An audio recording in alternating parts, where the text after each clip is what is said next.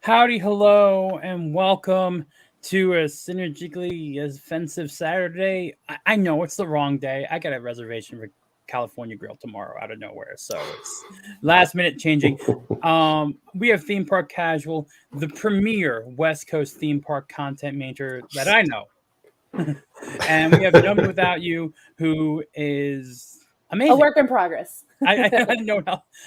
Your videos are doing a lot better. I will say that. It's nice that you release content now. Oh, thank you. So we don't have to say like coming videos from Naomi. Naomi, sorry. I'm sorry. Okay. I had family over and one of their names is Naomi, and I've had a week of saying Naomi. I'm sorry. No, it's okay. I get bad. I get offended. It's okay. I get offended when people say my name wrong. I know it's 3 letters, but some people do it. No, it's okay because my name is Nomi, but people do call me Naomi or Nicole. So I don't know where that comes from, but yeah. Nicole? Like, I do get Nicole often. Okay. That's new. Hi, Nicole, then. I see we have some people rolling in. Again, yeah, it's different time, different day. And I'm starting to bring these all back. I had a very hectic spring, let's say. Very hectic, and things are going to start becoming more normal on the channel again. We have Nick Brown coming in, saying, all right. Well, I did start soon, so I can't say anything bad about it. Got Theme Park Casual saying, hey, kids, his normal saying. Is that a shirt on your store? Hey, kids? No, I don't have that on my store. I don't know. I could maybe come up with something for that. We got Nick Brown throwing in some of the random emojis, specifically the turkey leg. I have not had a turkey leg in a week. It's a sad thing. Zombie Box Reviews coming in with the wave. I'm still waiting to start some Doctor Who with you. Just reach out when you're ready and see what I mean about people saying my name wrong. Tome. I don't know where that came from. My nephews are starting to call me that now. I think that's a Krista thing. Didn't she give that to you? Yes, Krista did call me Tome, and I didn't. And when Krista names you, it sticks. Yes, it does. Red Ranger saying hi to Theme Park Casual as well as Nomi. Dark Raisin here. Hello, everyone. All right, so this is going to be a fun, simple, light chat stream. Not that offensive today. Nintendo. Oh, he's doing the whole Krista thing when it first started. Tome Nintendo console. I don't know when I became a console. So we're going to talk a little bit about July 4th of the parks, since both I and Theme Park Casual were there. Then we're going to talk about July 4th in general. Then we'll talk some other media stuff and just kind of go over the fact that I'm very happy that your corn dog supremacy in Disneyland is finally going away, because we are getting blue ribbon corn dogs over here in Walt Disney World, which I'm happy about, because that pickle dog has been like eyeing me with that peanut butter dipping sauce for like a year and a half. I'm sorry. That's a personal thing I've been waiting for. And I didn't want to fly across the country to do it yet. But Nomi is 90%. Wait. That's an interesting way to say it. Sure. I like the license plate. I missed the Nintendo Switch. I don't know what happened to that. I missed. It's right here. I have a new streaming setup because after this, when the stream ends, I will announce a couple of things. All right. So my Switch is right here in front of me. You just can't see it right now.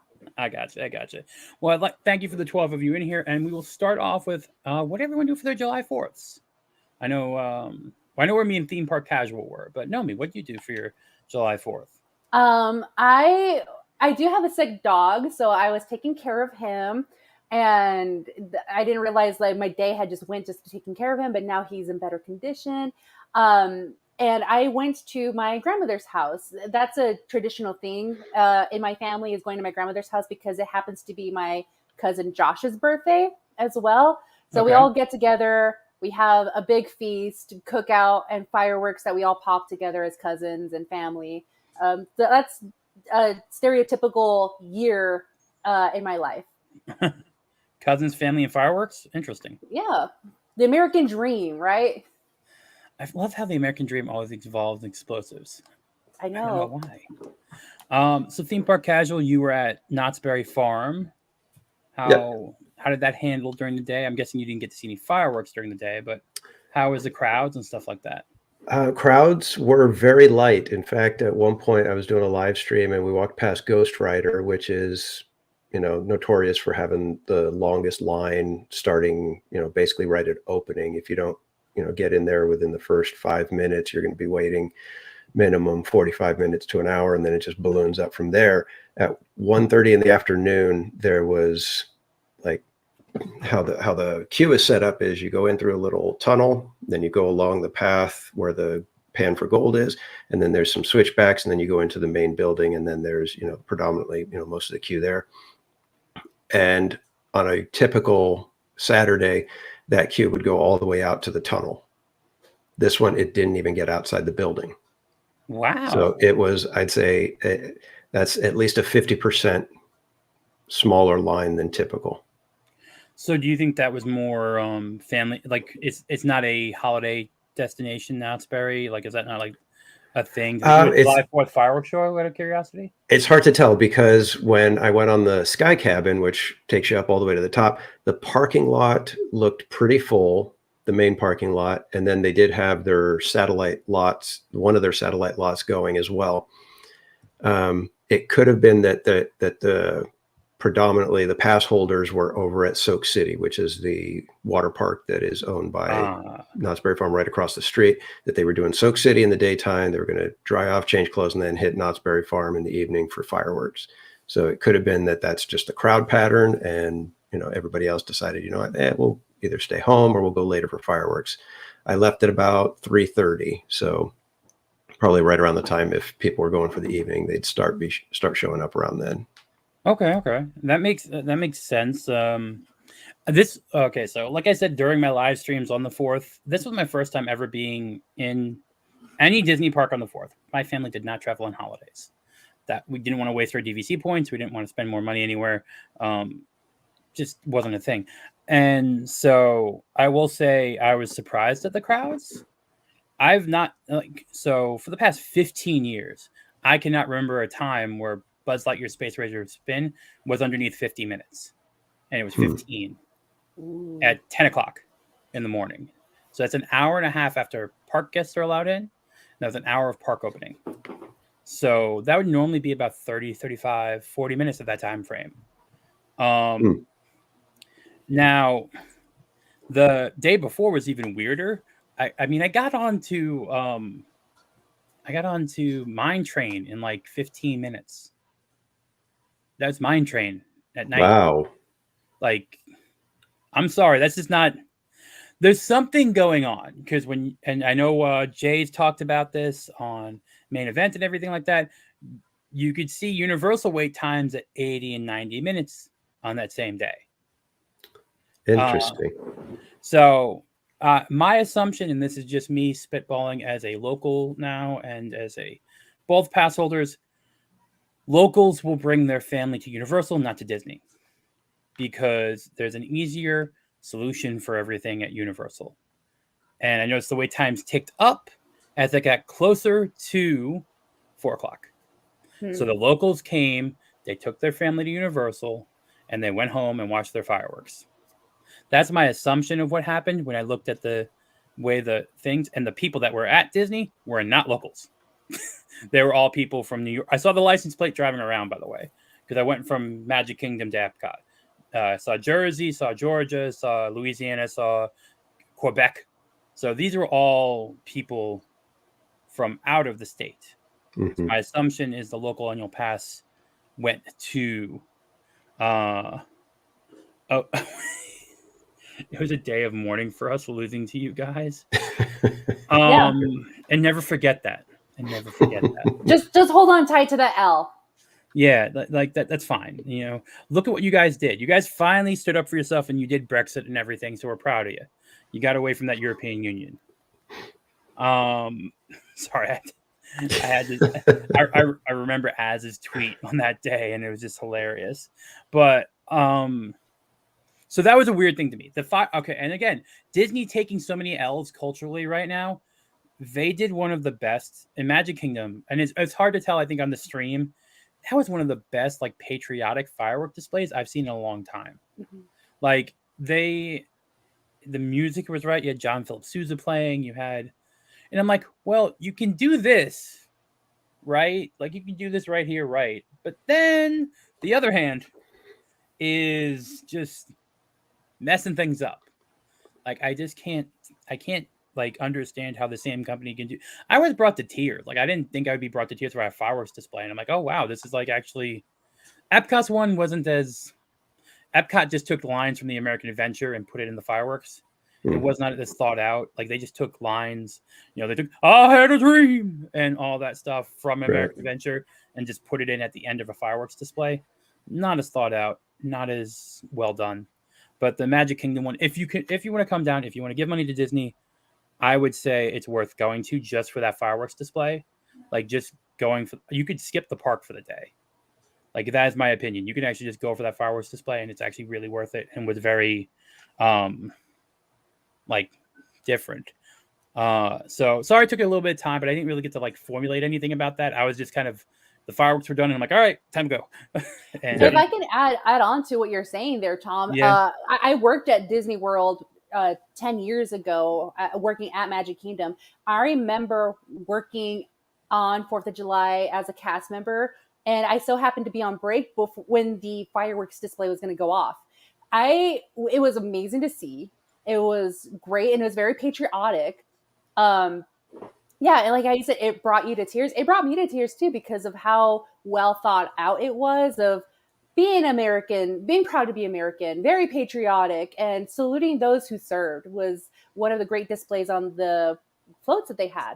And now if I can add a suggestion, I think the best view for viewing fireworks, and especially if it's going to be the 4th of July ones, is going to the Polynesian resort and then having a Dole Whip and sitting on the little shoreline and watching the fireworks go off. That's just my opinion. The issue with that this year, you were required to have a wristband as a hotel guest to be on the beach. Oh gosh. For 4th of July.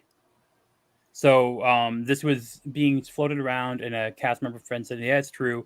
I had to pay $30 per valet parking that day to park at, because I started my day at the Grand Floridian, had breakfast there.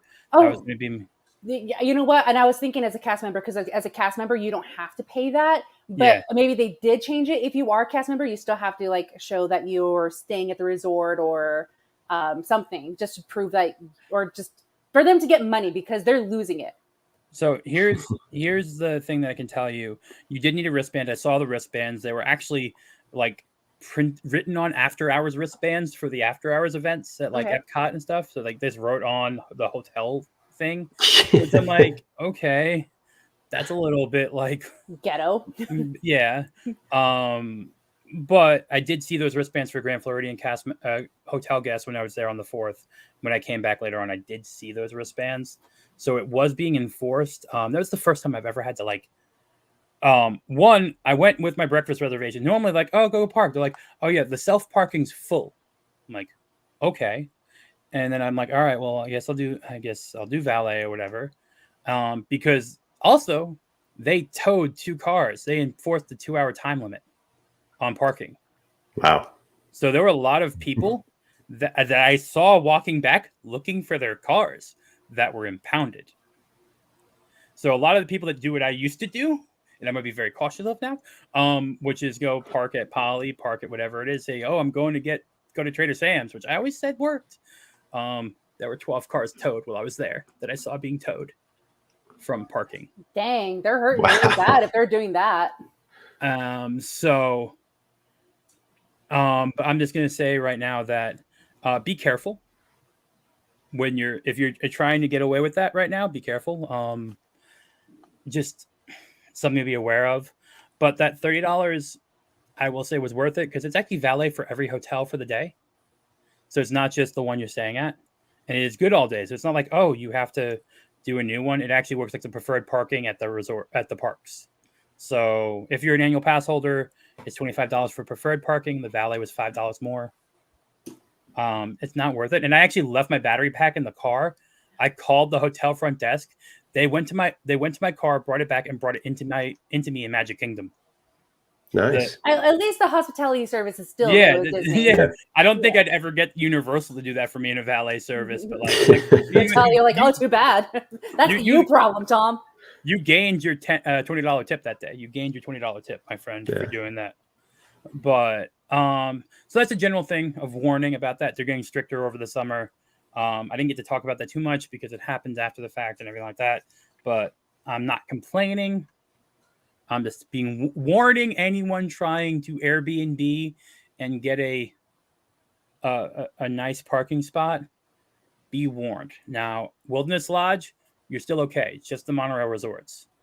Like, this is inside knowledge. Wilderness Lodge, you can still get close to the Magic Kingdom. Just say you're going to Geyser Point. You're okay. You don't even have to make a reservation. Just giving one. Karsten, you're a new person in the chat. Hello. Oh, Karsten. How's it going?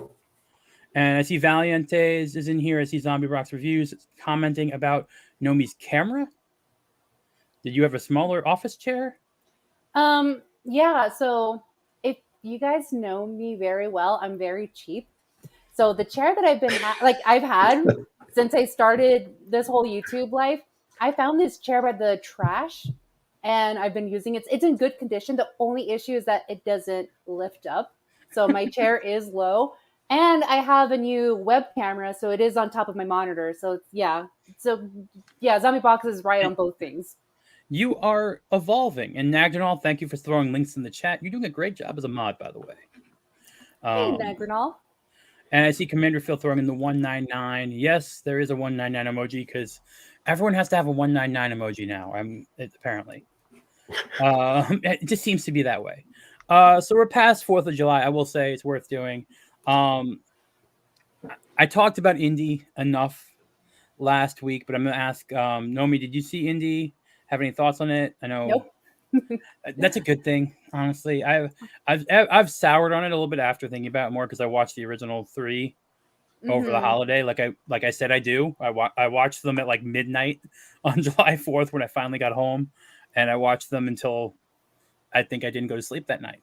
I just watched all 3 in a row, and the best thing about those is that they haven't been touched like the Star Wars films. Oh my gosh! If there's ever a special edition for Indiana Jones at some point, we're in a bad place. Dang. Yeah, like I said earlier, I'm a cheap person. So I don't want to go to a movie theater knowing that the movie is going to be bad, especially like people like you, Chris Gore, Nerdrotic, who've gone to see movies and give their takes. And I know everybody can have their own take and trash on it, but I'm going to take it as face value. It's like, I know what it's going to be like. It's Phoebe Waller-Bridge taking on Indiana Jones herself. Like they're trash talking and dumping on Indiana himself that he's a washed up male has been, and then a female has to come and save everything. I will say there's a little bit of hyperbole to some people talking about it. It wasn't as it's better than The Last Jedi. Okay, and I have heard that before. Yes, it is better than The Last Jedi. I know Jay said it was worse than The Last Jedi. I don't think that's kind of a low bar to clear, though. No, I agree with that. I will say this: his character was not as bad as Han Solo's character was in the sequel trilogy. In my viewpoint, unlike the sequel trilogy, I know they said it's like the same character. I felt that he was still being a professor. He's still doing his thing. He was still. So that's just my take. It's not as bad. I just think that Oh wow. Okay. Hyperbole. Yes, Ricky Dane. Hyperbole. That's a word. Unless you're saying something about it. I don't know. I'm just saying. Whenever I see that word, I always think, is it hyperbole? Oh, Or hyperbole. I think that's what they are. I'm not trying to have my Origiganton moment at all right now. Or Dante. It's the same thing with epitome. Yeah. You know, Grandpa Jones epitome. and the nail in the coffin. Honestly, like we went over like what 3 different versions that we could have done last week where it would have been better. I came up with like 4 other ones today, just walking around. It just. Oh, you just like the word hyperbole? It's weird that it's hyperbole, but then hyperbolic is like the same thing, but not at all. It's Enunciation is different. Yeah. Sunday at the Hyperbole. Okay. I like that. So we'll go past indie and just kind of talk generally about kind of what I think is going on right now. And this is the Theme Park Casual should understand because you've been at Disneyland recently. Now, Disneyland, I think, is inflated in terms of their ability to maintain their profit because it's such a locals park. Right. I think that's, I mean, everything I've seen now from content creators, it's like, oh, we have Rogers the Musical. Oh, we have this here at Disneyland. Like Disney World is just in a lull right now because there's nothing new coming out. There's nothing new here. There's nothing going on. And Disneyland is, so the Disney company is sort of like a TikTok company, or actually a TikTok. If you're in like computer stuff, like where new chips come out from Intel, they're a TikTok. Every 3rd generation, you're getting a newer chip that's a bigger improvement. It's sort of the same thing with Disney. Like you're going to get a Disney World thing, and then you're going to get a little bit of time. You're going to get a big Disneyland thing. I don't count Tokyo Disney because they just do their own stuff. Mm-hmm. They'll just churn out things because it's a license and they have their own money to do everything. It's not the same. Well, and they're the ones who kept Splash Mountain because they want to keep it original as is versus going into being politically correct, right? I'm just going to say it right now. Princess and the Frog is not liked at all in Japan, from what I understand. I wonder why. I'm not going to go that way right now, but I'm just going to say we just let up go to Dollywood. So I've been to Dollywood once. I did not go on any rides. I just ate food. That's it. I went there just great day there. Like Dollywood is like a Dollywood is just like a check into diabetes hotel. Pretty much. I want to go to there. That sounds like my kind of park. I mean, basically, Dollywood is the Knott's Berry Farm of the East Coast. Right. Yeah. That's kind of the best way to describe it. It has the same same feel to what I see from Knott's Berry content from you, theme park. Yeah, I would say the same. I've never been to Dollywood, but it feels like those would be very close to being like sister parks. Yeah, that's the best way I could say it. The pies are amazing. The fried chicken. Sorry, Florida, you can't do fried chicken. Like you have to have a little bit of inbred in you to get fried chicken right. You're selling me more and more about Dollywood, and I want to go tomorrow. Commander Phil, Dollywood's in Tennessee. So it's just what's Pigeon Forge? Yeah, Pigeon Forge, Tennessee. Yeah, Pigeon Forge. I'll start talking more Southern as I start talking places like that. Man, when I was in North Carolina and I had a New York accent, no, not good with cops. You gotta switch that Bubba on, otherwise you're getting a ticket. All right, that makes sense. Okay. Wait, where's Hurstfield's would buy Knott's from Cedar Fair? Why? I thought Cedar Fair got good with their parks.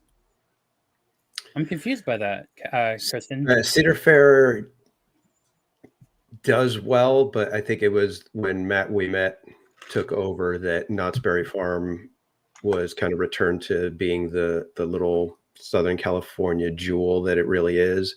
Okay. I believe when Cedar Fair first took over, they're the ones that put like Plop Silver Bullet right down in the middle of Fiesta Village on top of the quaint little lake that was there. Okay. So there was a time where Knott's Berry Farm was having a struggle and it was losing its identity.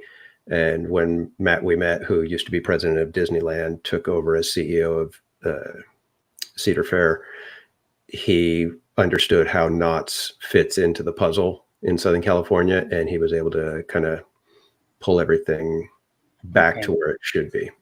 Karsten, thanks for giving some more context. I did not know that Hirschund runs and operates Dollywood. Okay. Like, I don't, so that's the only park they operate? I mean, I know Cedar Point's run very well, but it's also a seasonal park, and seasonal parks are very different animals. Right. It's so much easier to maintain a seasonal park. Same with Dollywood. Dollywood does close down for a good number of months after Christmas. Yeah, I don't disagree with Karsten, because Yeah, Dollywood is a gorgeous park. Like I said, it's one of those parks that I would love to visit.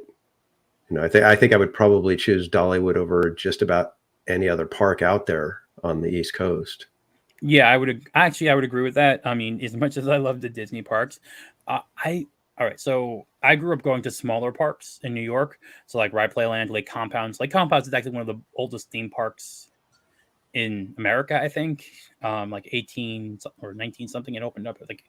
But I prefer some like ricketiness to my attractions. I want that concept that like, oh yes, I may not survive this. Like, I don't know why, but there's something about like the smaller parks that make it more like they're humble. Like they know that they have their audience that comes in. I think Disneyland kind of has that a little bit, but it's just that it's run by Disney that takes some of that away. Like if Disneyland wasn't run by Disney, it probably would be a much better theme park in some ways, just because unless I don't know the current president of the Disneyland park. I don't know too much about the West Coast parks. I know more, Jeff Vail and all the East Coast players. It will all be a Sparrow themed land. Wait, what? Cameron Pasa is planning to open his own theme park? I don't like Jack Sparrow. Like, is it Jack Sparrow or is it like Sparrow the Bird? I'm very confused. I have not watched Midnight's Edge that much lately. I'm very confused. Wait. Commander Phil, I'm gonna do a whole country bluegrass trip. That could be a fun trip. Just remember that there's a lot of history there that is not pleasant. Like if you want to do this real, just remember taking those lumps. But I think Dollywood would be an awesome park. Dollywood in the fall seems like that the time frame to go. You want those leaves changing, because in Georgia and Tennessee you still have that like leafer time period where the leaves change. You can actually get some nice. Is Dollywood open during like the Christmas season? Oh, they do Christmas big. I was going to say I could swear I remember them doing cold. Christmas stuff. You do not want to go on a roller coaster when it's like 20 degrees. Well, don't they close? They close them if it's like at a certain temperature, because it's literally too cold. Yeah, but I think it's below freezing, so it's like they'll be open to like 35 degrees. That's still really cold on a roller coaster, going like 40. That pierces the skin. Yeah. Like, you want to have a scarf.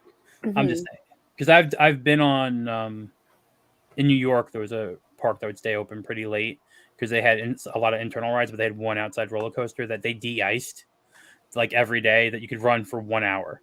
Like they just ran it once and that was it. And I went on there at like 40 degrees. And I swear I was just bloodshot red eyes. I'm like, nope, not doing that again. So did you get chapped lips though? My lips were bleeding. Ooh. Like they warned me. They're like, well, you don't have like, you're not prepared for this. Like they put on goggles. Think of it like you're skiing or something like that. Like you want to. Oh yeah. You want to think of it that way. See the Crossroads is cool. Yes. When I was in North Carolina, I did go to Nashville a couple times. I never did Dollywood that much, besides the one time. I did a lot more historical stuff like music and stuff like that. But that's a cool trip. My recommendation, and this is what I did when I did it: rent an RV, like a small camper. That's the best way to do like a southern trip. You still want to do a couple hotels, but an RV camper type thing, you're going to get the real South that way. Just watch out for certain areas. And if you're going to do that, I will tell you those areas in private, because I don't want to throw shade on places, but no public throwing shade, but you don't want to have a deliverance. And if you don't know what that is, look it up. Naomi's like, what's deliverance? If I ever go to Tennessee and make that trip to Dollywood, I'll definitely give you a call before I make that trip. You don't know what deliverance is. Okay. I don't. Theme park, do you know? Yeah.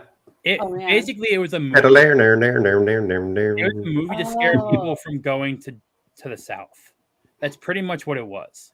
Yeah. Oh, so people like me won't be accepted. Oh no, it has nothing to do with that. Okay. I will talk about it off camera because it is just not good for my channel. Maybe we've probably veered too far as it is. Yeah, we'll talk backstage. So I kind of had like a general concept of like Disney going. So I didn't know this, and I was actually told this by a friend of mine recently that one of the reasons why the Disney animation budget is so inflated is because they still animate all in the States. There's no animation being outsourced. No Illumination, Skydance, they're all outsourcing out of the country for all of their animation. Which, all right, I'll give some props to Disney for keeping it in the States.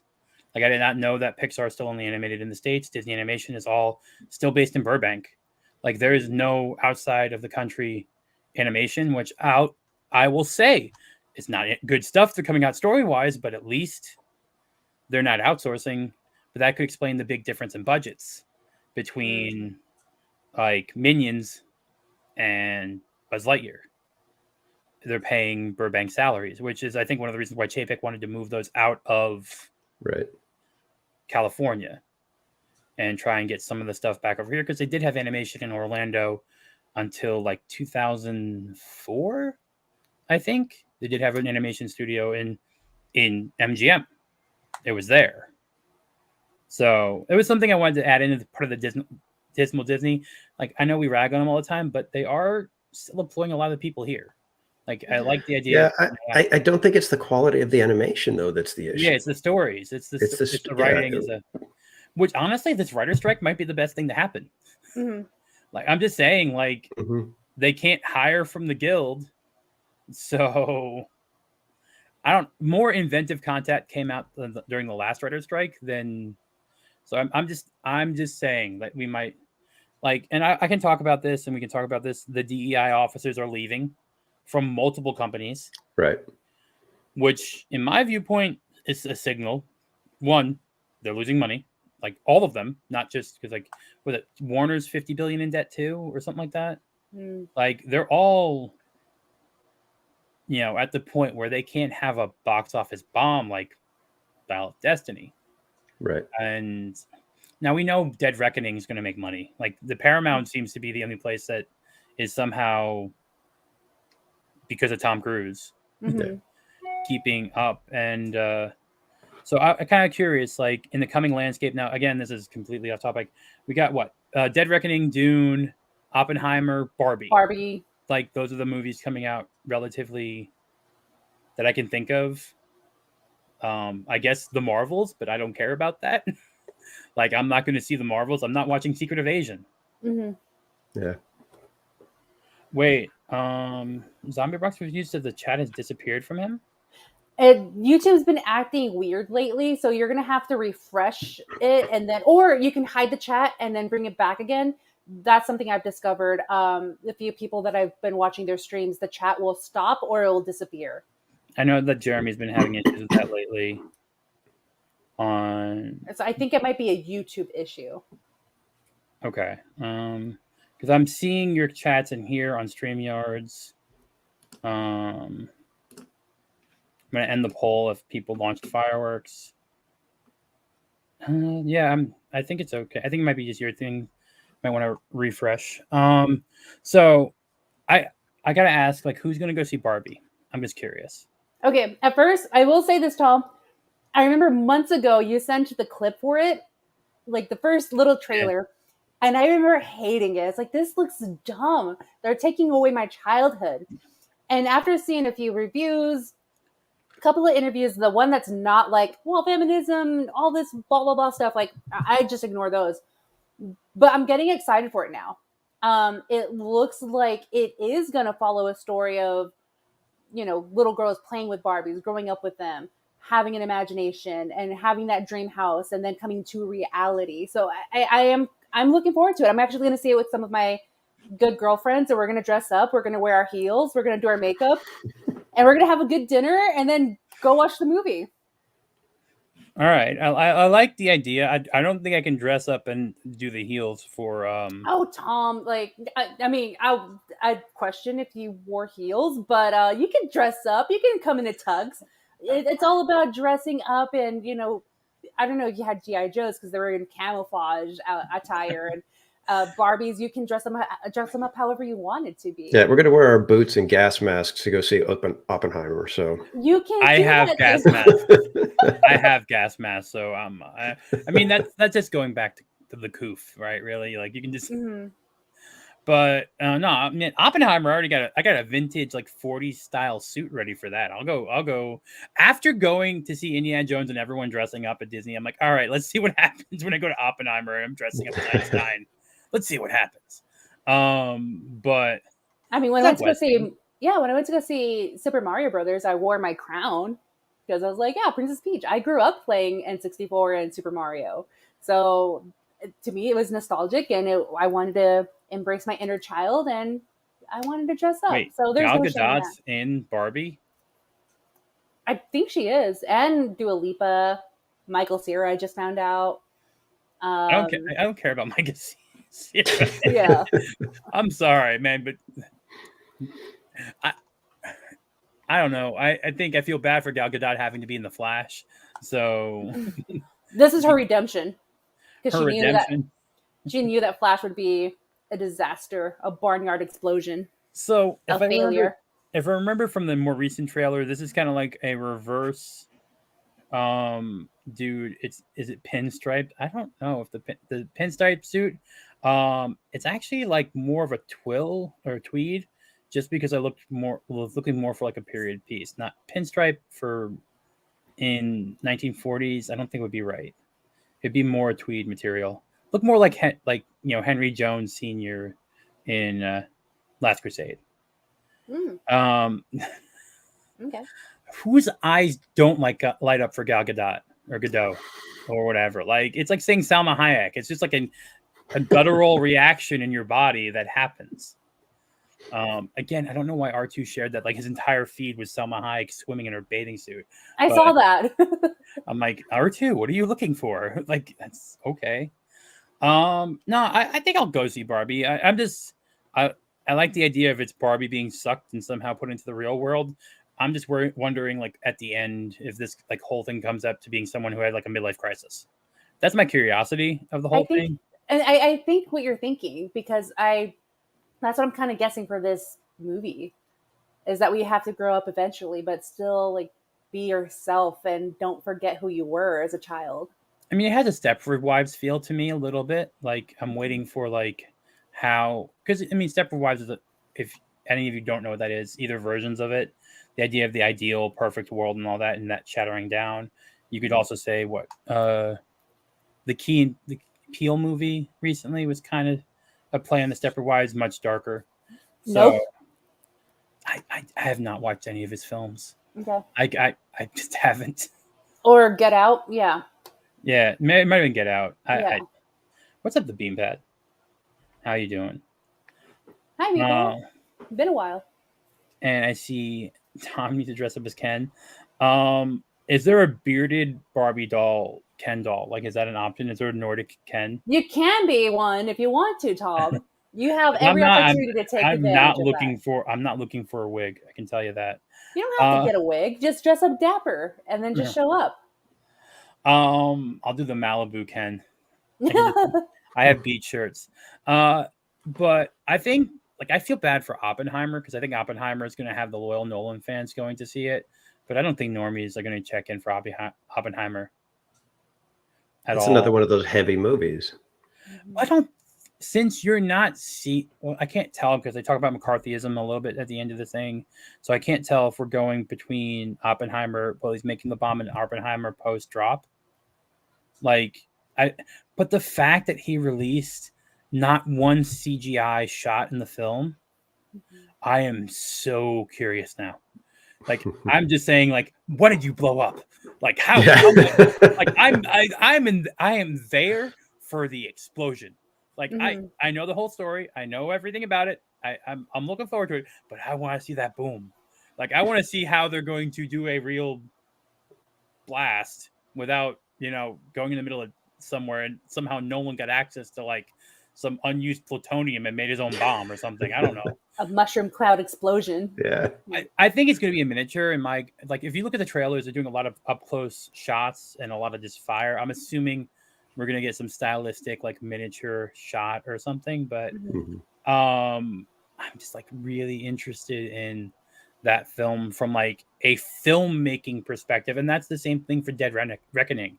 I honestly think it's more about the fact that they're doing it than the fact of what the film's about.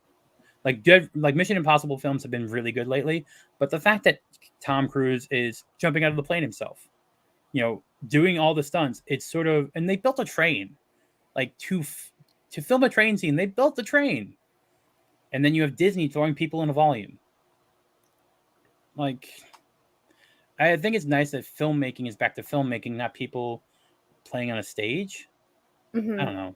Yeah. What are your thoughts? Like between like Dead Reckoning and Oppenheimer, a lot of things going back. Even The Sound of Freedom, like more things on location shots. I know I'm the only one on the panel that's seen it, and I don't know if people in the chat have yet. I'm not really gonna go into that much, but if you think the movie's too heavy for you, please consider buying a ticket for someone else to go see it. It's worth it. It's a good cause film.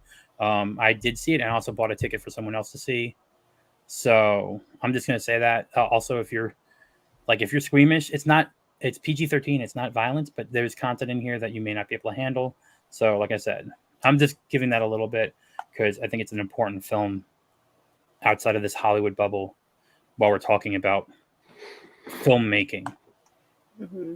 And also that Disney doing bad things like shelving the movie for 5 years. Yeah, for real. I think what you were saying is like our take on it, that these movies, Oppenheimer, Barbie, Sound of Freedom, people are wanting realism now versus what's out there and what's trying to be projected to us or what we need to be indoctrinated with. It could be a reality that there's a secret agent that can jump out of a helicopter and dive into it and pull a suit or pull his parachute out. And Oppenheimer, like, I don't know much of the story. I want to read more into it versus going to the movie first. People want entertainment now versus being educated. And the pendulum is now starting to swing to the other way, where people are waking up and now saying, like, they're saying we're getting superhero fatigue. We don't want to see any more of this superhero action, this reality of it, or it's just getting old and it's getting tiresome. We need something fresh and we need something new. That's what people need now. Theme Park Casual, what's your thoughts? As far as you were saying with the realism, I think the human eye and the human brain can usually tell the difference between CGI and reality. And I think even no matter how good it gets, the human intellect is able to decipher it on its own. And even if they're unsure about it, there's that, and it just feels slightly off. And I think when you get into stuff like, Tom Cruise really jumping out of airplanes instead of, a set with a green screen and him jumping and the wind, machines blowing on him, you can tell. And there's something that's a little bit that resonates a little bit deeper with our soul, basically, because we're understanding that there is real peril involved.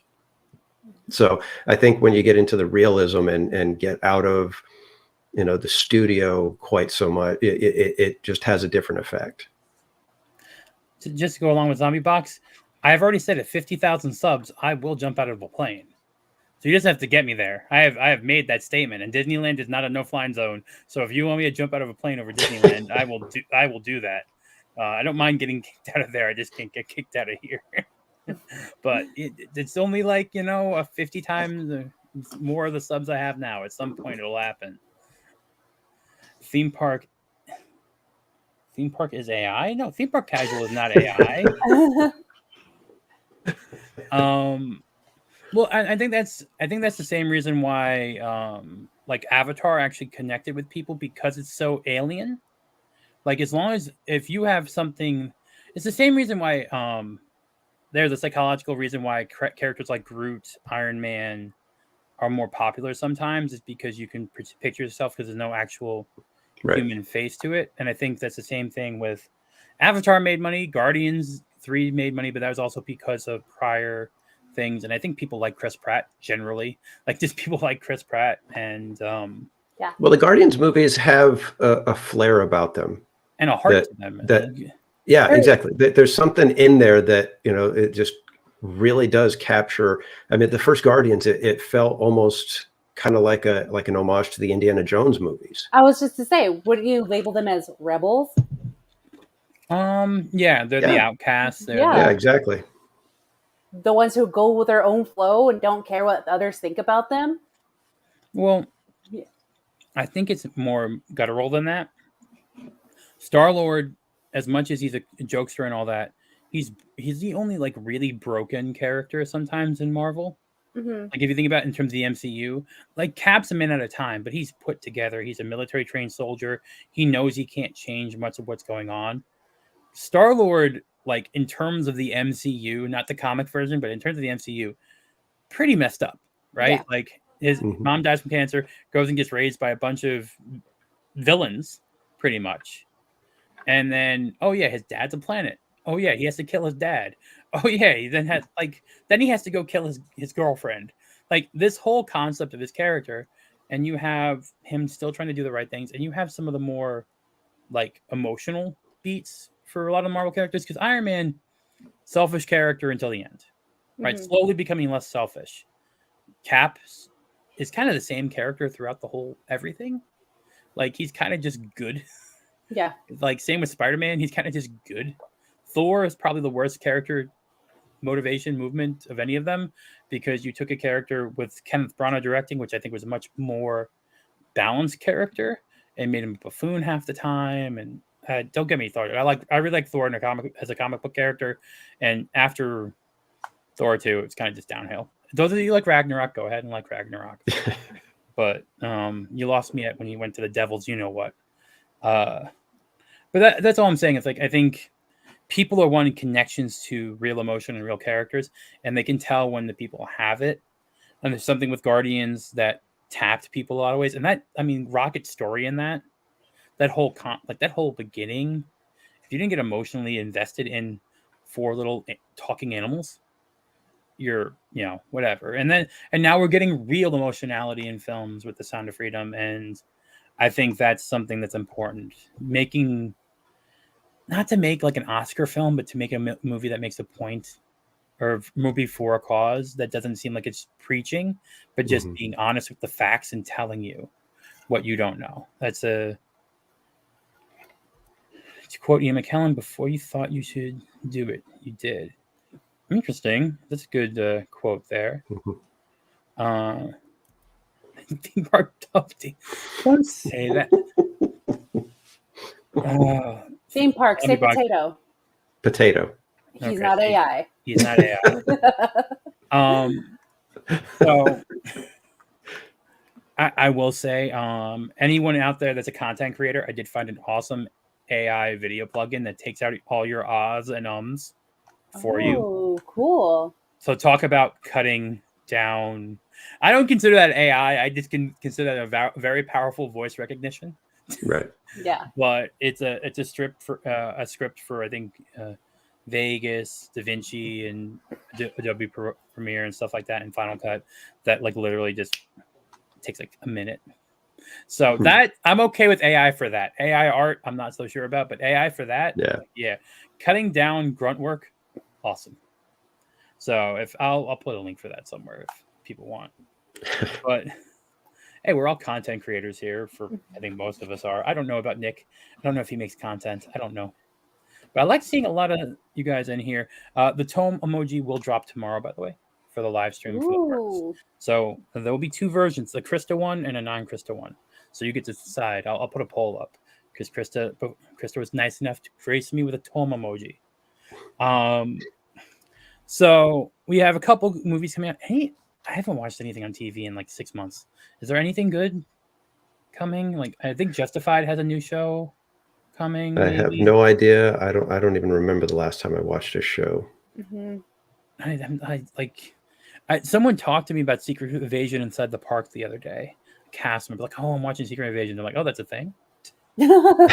Marvel is like dropped so far from like the zeitgeist from people. I was talking to like family over at the 4th of July, and I'm like, "Oh, I think something's coming out," and they're like, "Oh, Marvel still exists." Like they just thought it ended at Endgame. They haven't watched anything since. They're so out of touch. Well, I envy them. Yeah, I mean, I for one, I don't watch stuff to hate watch. I generally wanted to see the first 20 minutes of Indiana Jones. I didn't want to hate watch it. I just wanted to see the first 20 minutes because I wanted to take a little bit of the Crystal Skull out of my mouth, a little bit. But It just left a bitter taste on your mouth. Yeah.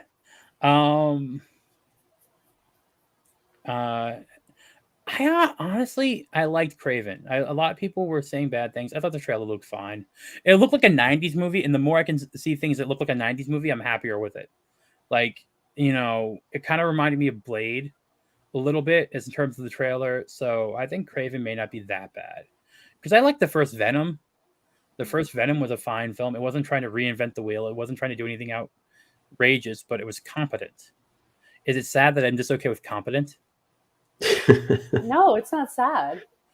I'm not watching a TV series about the Full Monty. Like, really? Isn't that what I think it is? Wasn't that a movie? A British movie? Yeah. Yeah. Monty Python and the Search of the Holy Grail, something like that. No, the Full Monty is about a bunch of guys that start stripping. Oh. Yeah. Never mind then. I forgot Homeschooled. Yes. Russell Crowe, I don't know. Russell Crowe is definitely going to bring some like gravitas to the film because it's Russell Crowe. But then remember, Russell Crowe was also Zeus. Yes. I don't know how much Russell Crowe is actually a decent actor now. I'm just saying. We got Chris Smith. That was all. Norman's like, well, yeah. Also, can you afford, as Nomi says, frugal, cheap times? Can you afford the $40 to see a film, or $100 and something if you're a family of 4? Mm-hmm. Right. Like, I'm just saying right now, and I'll tell you this: you can get a water park ticket for about $40 and go spend the day with your family at the water park and say, go see that movie. There are better things to go touch some grass. Yeah. No, don't go see a film. Go touch or some if grass. you like me, use the $40 and get yourself to make a small charcuterie board, a bottle of wine, and invite a friend. Go to the park, have a picnic. I think Hollywood, this writer strike, and if the actor strike goes forward, Hollywood's going to be done because apathy is kicking in for a lot of this stuff. I think the only thing I know people talking about frequently is like Yellowstone. I hear a lot of people talk about that still, but they don't have anything new for it yet, I don't think. And even with the set leaked pics of Deadpool, he can't ad-lib the script through the union guild. So as much as you say, oh, Jennifer Garner is coming back as Elektra, yay! Cool. She's Jennifer. Okay. Yeah. We already know Hugh Jackman's going to be there. You want to surprise me? I play with my doggo often. That sounds weird, but I play with Rogue often. I'm just saying, Deadpool 3 might make money because Hugh Jackman and Ryan Reynolds together on a film, and people genuinely love those two actors. I don't think there's anyone that says a bad thing about Hugh Jackman. I can't think of anyone that's ever said anything bad about him. And so that will make money. Yeah. I don't know. It's the only time I wish to God they would gender swipe a cast. They would never do that. And like then technically isn't that just like Showgirls? I'm just saying like Zombie Box, I'm sorry.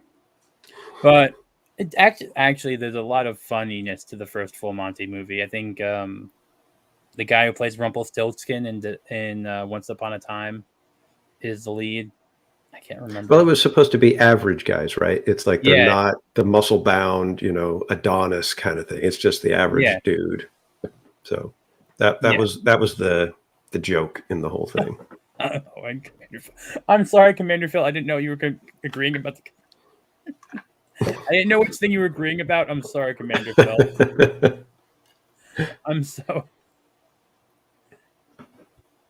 I'm sorry. And Gary, it's 2 a.m., man. Get some sleep. Hey, Gary. Thank you for being here, but 2 a.m. Get some sleep.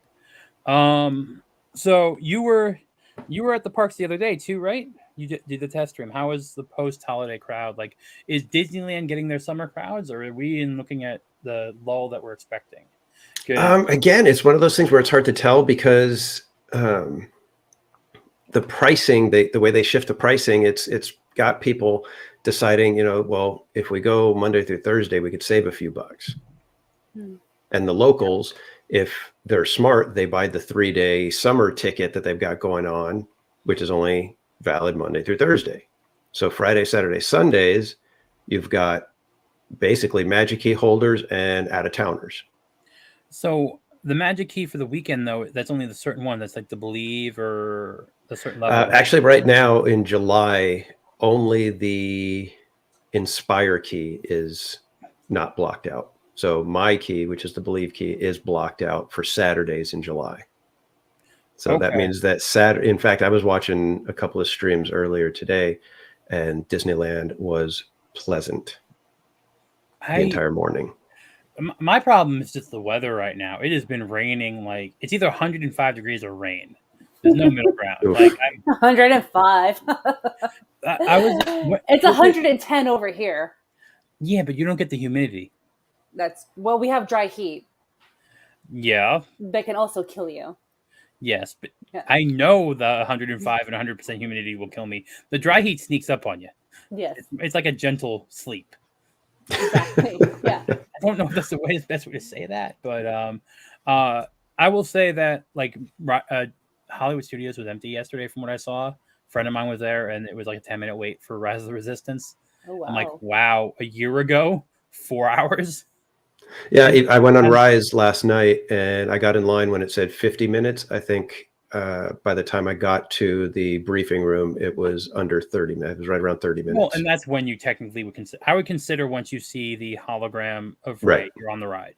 Like anyone that says, "Oh, it's still a line," no.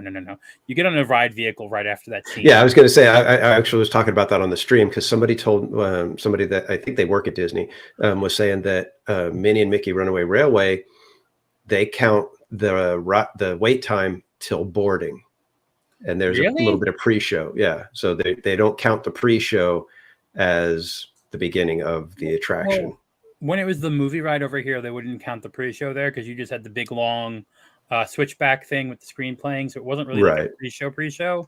But I would consider like in Tower of Terror, your pre-show is you hit the pre-show. Now that's you're on the ride. You're in the attraction at that point. I would say. Yeah. I think it's different for certain rides because like Splash Mountain was open. There wasn't really a pre-show, but I think once you got to that air-conditioned tunnel, you're in the ride. You know what I'm talking about. Like once you were enjoying yourself at that point. Yeah, you are in the well, it's like Indiana Jones Adventure here. I mean, half the attraction is exploring in the queue.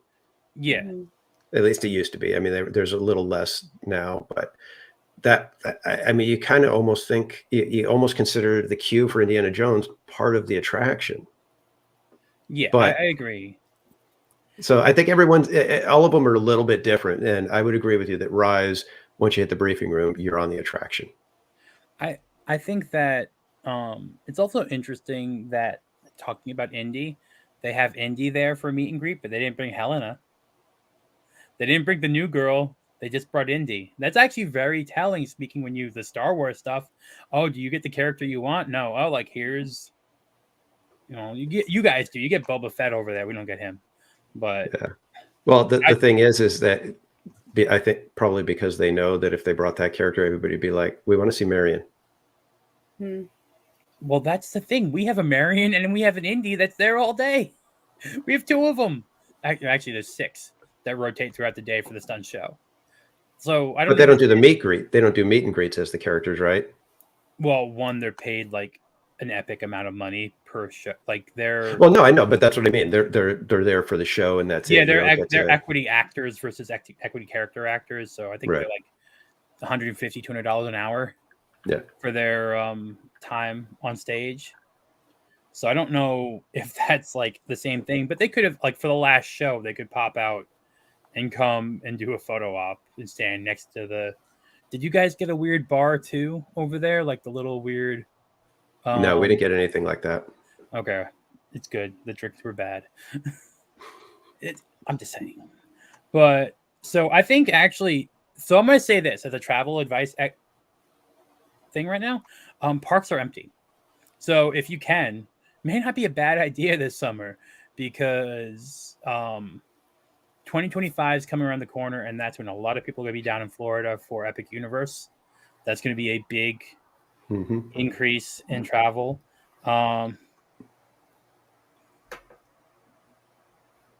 Oh, he said the bi-coastal stream was great. Thanks for doing it. We will definitely try that again, me and Theme Park. I think that worked okay. I think we worked out some of the kinks, and we will definitely do that again. I have a much better headset and mic this time around, and we'll definitely try that the appropriate way. But I think that was fun. I like seeing. I have not been to Disneyland. I will get there. I'm still hoping for August, barring some family stuff. I should be able to be there in August. Awesome. That is my plan right now. I have the plane ticket already purchased, and I put the points aside. I was able to book Grand. Wow! Awesome. At the 7-month mark, so I have a studio there, which I was surprised I will get a studio. Now, is that also a tell of less travel that you were able to get in, or did you just you were there at the first minute and slid in? DVC is a very interesting animal, right? There are certain places that are really popular. Now, I will say that we as DVC people want to spend the least amount of points for the most amount of time. So the time I picked was not good for Grand California. It's great for Florida. So I'm wasting some points over here in Grand California right now, where in Florida, I would have been able to stay for like 3 weeks for the same amount of points. So I'm taking a hit. But I should be there in August. I was like, oh wow, I can get a studio and not have to do a 2-bedroom. I don't have to use 3 years worth of points. Okay. Awesome. Okay.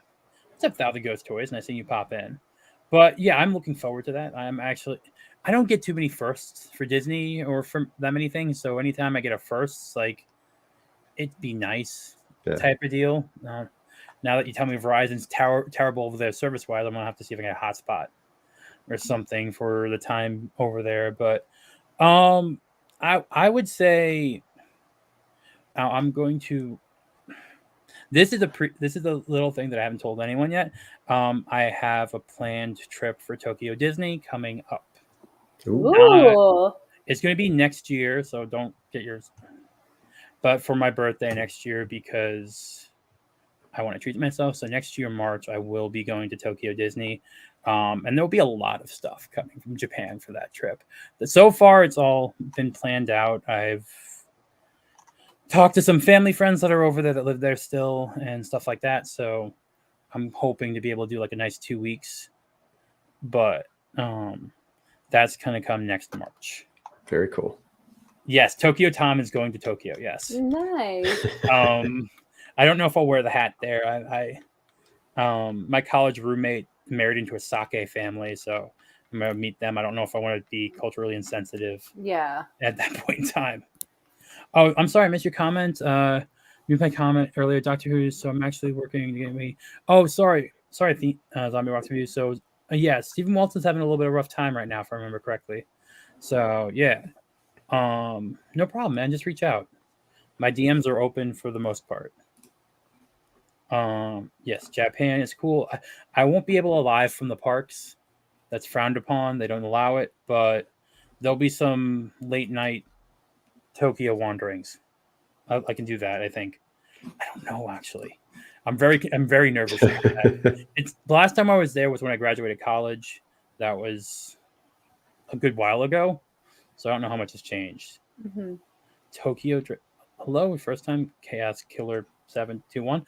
Tokyo Drift Tom. I don't know about that. I'm not gonna try driving over there. I do the wrong side of the road and all that stuff. Is there tourist attractions for people who do drifting? Like you can ride with them as a passenger? Because I would pay for that. When I went there, I think it'd be 2010. I went there. They have a couple of mountains in the area outside of Tokyo that they do drifting. They close the roads off, and I did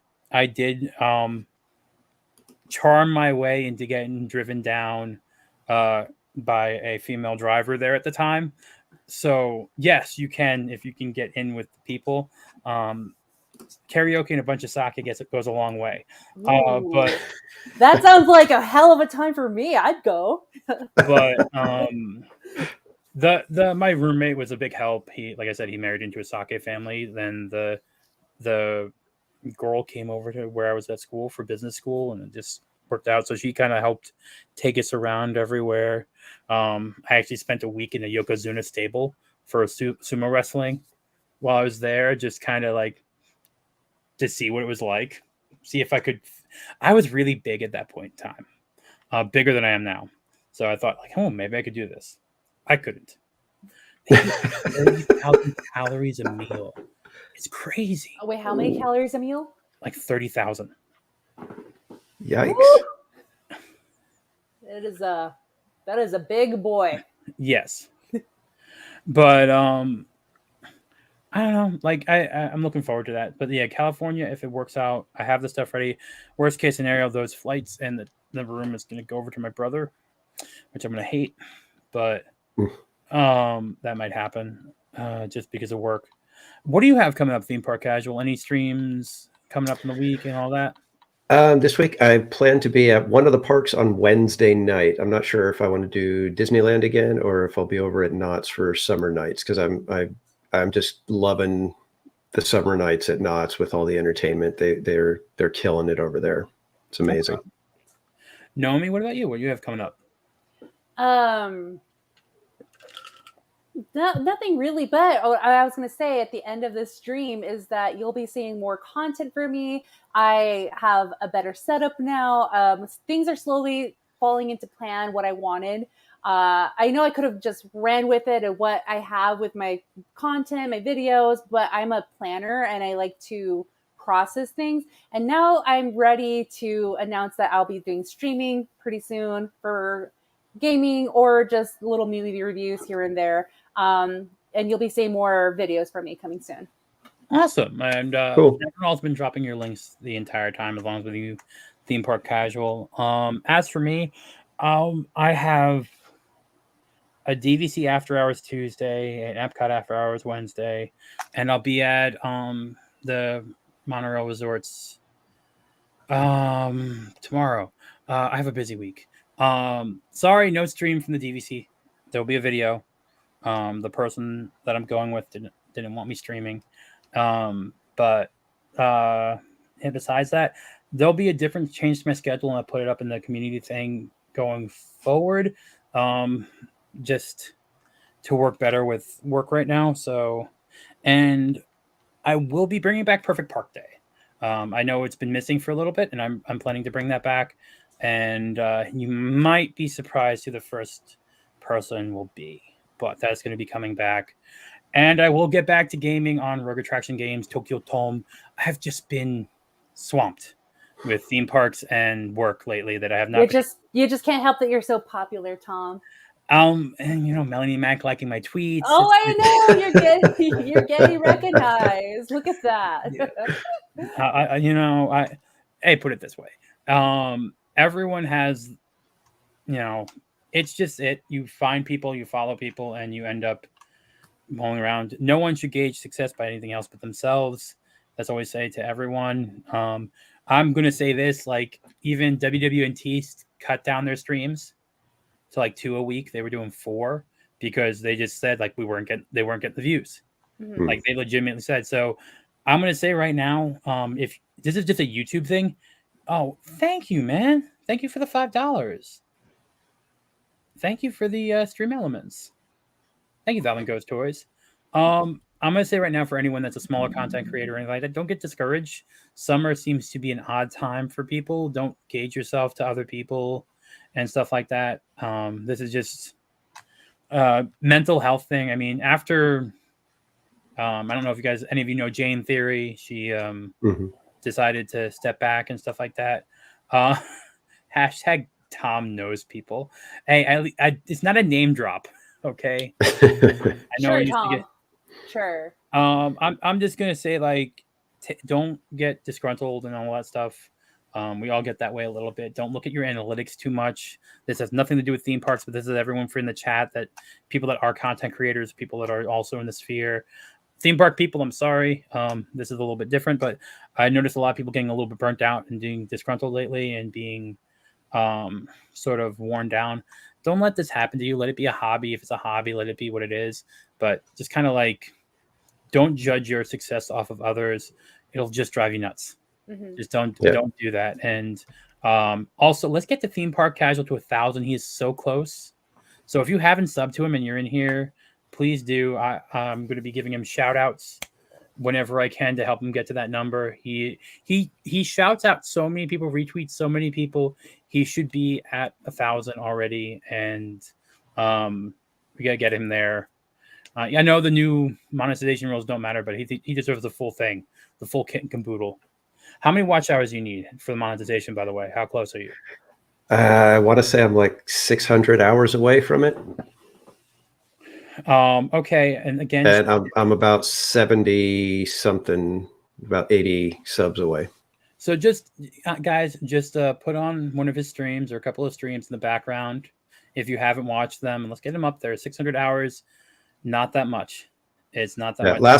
Last night I hit 900 subs on stream, and I had agreed to do a one of the other Disneyland streamers out here, Goofy Guys Adventures. Yeah, he does Autopia karaoke, so he'll get on Autopia and he'll just sing while he's driving.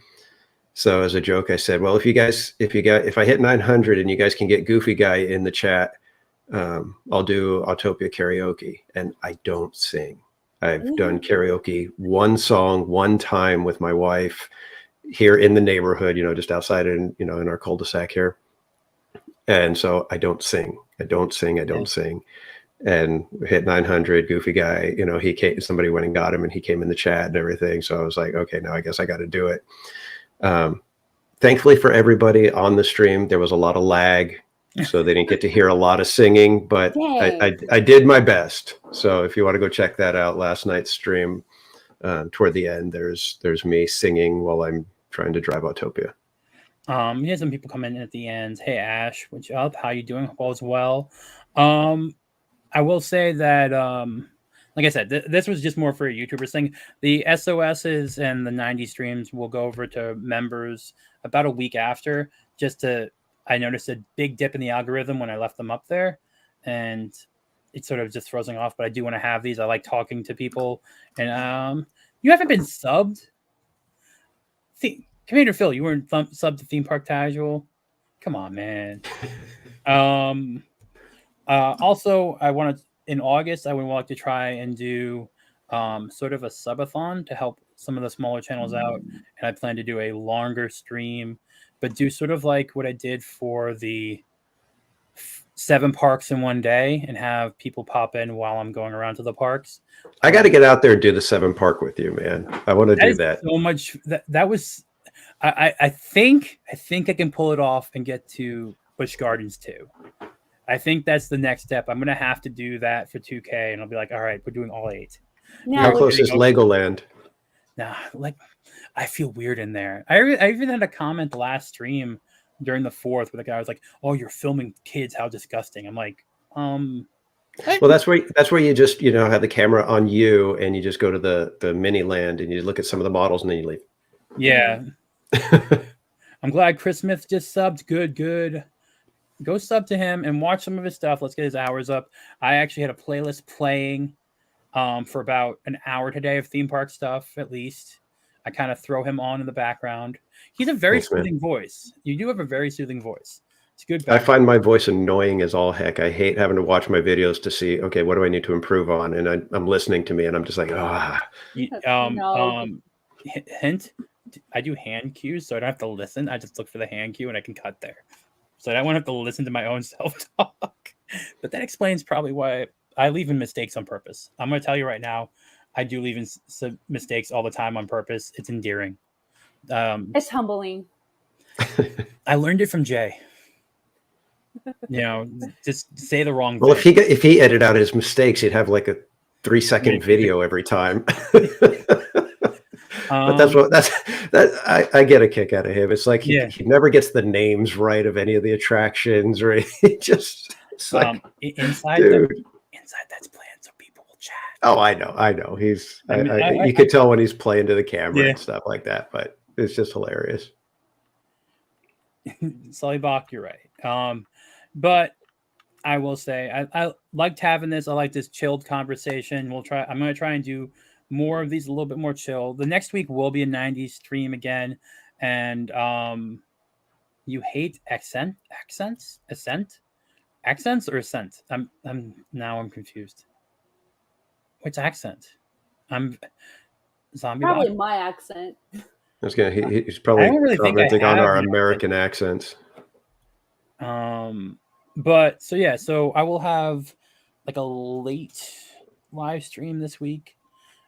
Thanks to the people that showed up at the midnight one, by the way. I was not expecting to do one, and like he had 30 of those in there at midnight. So thank you to those that actually showed up. But Nomi, you're going to start doing some live streaming. That's awesome. Get to it. And I'll be testing out Streamlabs just like Theme Park Casual did tomorrow. I'll be hitting the monorail resorts. And so I can also tell you this now. I have 3 Christmas parties already booked, and I have 3 of the Mickey's Not So Scaries. So you will get some holiday content from Disney this year, unlike last year from me. I'm still waiting on Frequent Fear. They haven't announced it yet. I'm afraid. It was $600 last year. I don't. That's like an entire annual pass for a year. That is. I'm debating if I should do the pass for Scary Farm at Knott's. It's only $150, but I just don't know how many times I'll get there. Hopefully the SeaWorld was only $100 last year, so I'm definitely gonna do that. But I have my plan for recording in the Universal houses this year. It should work out. I have a way. How about you want me to do a Run Disney? All right, I will do a Run Disney, but that is like a 5,000 sub thing. If we get to 5K, don't they do like 5K and 10Ks? Yeah, and you and me both, Tom. I'm confused by that, Chris Smith. I will do a Run Disney though. It has to be the right trophy though. Like I want the right medal. I don't want to have a princess one. It's gotta be like Star Wars or Marvel or something like that, or classic Disney characters. Right. I don't want to go do like the Frozen race and get Elsa hanging around my neck. I don't know. That seems creepy. I mean, never mind. I'm not gonna go there. I was gonna say like, well, you have a girl hanging around your neck. She's hanging on to you. I don't know who this is, but welcome to the chat. Kit.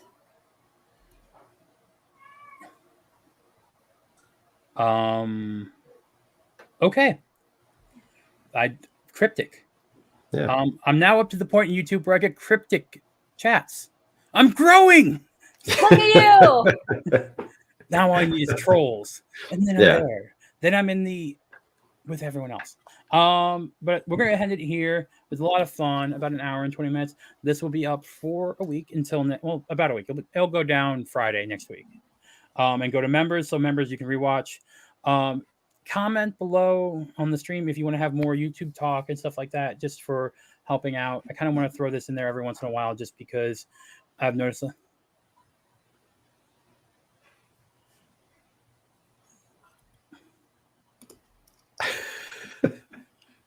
Arthur Arthmancer. Nomi. Arithmancer. Arithmancer. Okay. Pleased to meet you. Pleased to meet you too. All right. And yeah, we'll talk some Dismal Disney. We'll talk some theme parks. We'll talk some movies. These S.O.S streams are kind of about that type of thing. They're not formulated. Nothing I do ever is. I'm way too busy to think about stuff. But subscribe to both Nomi and Theme Park Casual. Please watch some of his streams. Even if you haven't, go click on them and leave it in the background. Maybe your pet will enjoy it. Mathemagician? A mathemagician. Ooh. Samuel. Magic with math. And I see your comment there, Samuel, that I'm over here cheating on you with Tom because I left his stream so I can be on your stream, Tom. And I thanked you for that. Yeah. Samuel, I'm sorry. Later, everyone. Have fun. Enjoy the rest of your weekend. And also, don't be afraid to be the fool. And yeah, sub to both of them. And next week, it'll be 90s. I don't know what we're talking about, but maybe summer blockbusters. I don't know. Something. I'll think about it, and I'll ask everyone else, and then I'll change my mind last minute because that's tend to be what's happening. But we're up to the outro. It's been a long day. I'm tired. And have a good night, everyone. Enjoy the rest of your weekend. Bye.